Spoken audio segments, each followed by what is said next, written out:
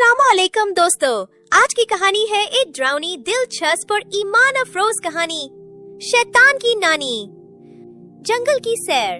एक दिन अब्दुल्ला और उसकी बहन फातिमा जंगल में फल तलाश करने निकले। हवा में ठंडक थी, दरख्त सूखे हुए थे और हर तरफ खामोशी छाई हुई थी। फातिमा बोली, भाई ये जंगल कुछ अजीब सा लग रहा है।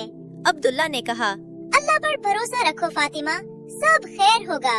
चलते चलते उन्हें एक पुराना टूटा फूटा लकड़ी का घर नजर आया।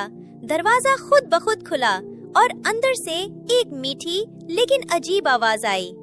आओ बच्चों, गरम गरम हलवा खाओ, नानी अम्मा का प्यार। अंदर एक बूढ़ी औरत बैठी थी जिसने मीठा हलवा दिया। फातिमा ने जैसे ही लुकमा खाया वो फौरन बेहोश हो गई। अब्दुल्ला चीखा, फातिमा आंखें खोलो। बूढ़ी औरत की आंखें सुर्ख हो गईं और वो हंसकर बोली, अब तुम भी मेरे हो चको हो, मैं हूँ शैतान की नानी। अब्दुल्ला फौरन वहाँ से भागता है, आंखों में आंसू, दिल में खौफ, लेकिन जबान पर अल्लाह का नाम। इसी दौरान उसे रास्ते में एक खूबसूरत हरन मिलता है जिसकी आंखों में रोशनी और बातों में सुकून होता है। हरन कहता है, अब्दुल्ला डरो मत, वो औरत आम नानी नहीं, वो शैतान की नानी है। इसे खत्म करने के लिए तुम्हें जंगल के बीचों बीच एक नूरानी फूल ढूंढना होगा। अब्दुल्ला हैरान होता है। तुम कौन हो? हरन मुस्कुरा कर कहता है, मैं सिर्फ एक रहनुमा हूँ, लेकिन असल में मैं हूँ अल्लाह का भेजा हुआ फरिश्ता। मौजज़ाती फूल की तलाश। अब्दुल्ला जंगल के अंधेरी गहराइयों में जाता है। आखिरकार उसे एक चमकता हुआ सफेद फूल मिलता है जिससे खुशबू नहीं बल्कि नूर निकल रहा होता है। फरिश्ते की आवाज आती है, इस फूल का एक पत्ता ले जाओ और इसे फातिमा के मुंह में रख दो। फातिमा का जागना और शयातीन की शिकस्त। अब्दुल्ला वापस आता है। फातिमा अभी तक बेहोश होती है। वो आहिस्ता से फूल का पत्ता उसके मुंह में रखता है। चंद लम्हे बाद फातिमा की आंखें खुल जाती हैं।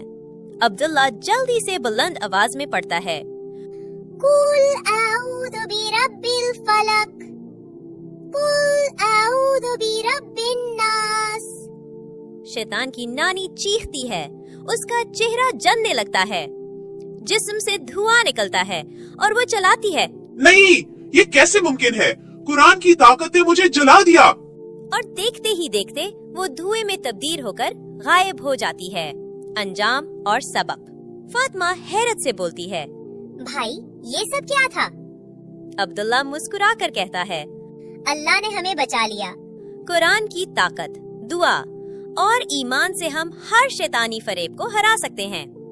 सबक, कभी किसी अनजान की मीठी बातों में ना आए और हमेशा कुरान से मदद मांगे, क्योंकि शैतान हर रूप में आता है। इख्तिताम। मजीद ऐसी इस्लामी और सबक आमूज कहानियों के लिए हमारा चैनल किड्स लैंड ऑफिशियल को जरूर सब्सक्राइब करें। शुक्रिया।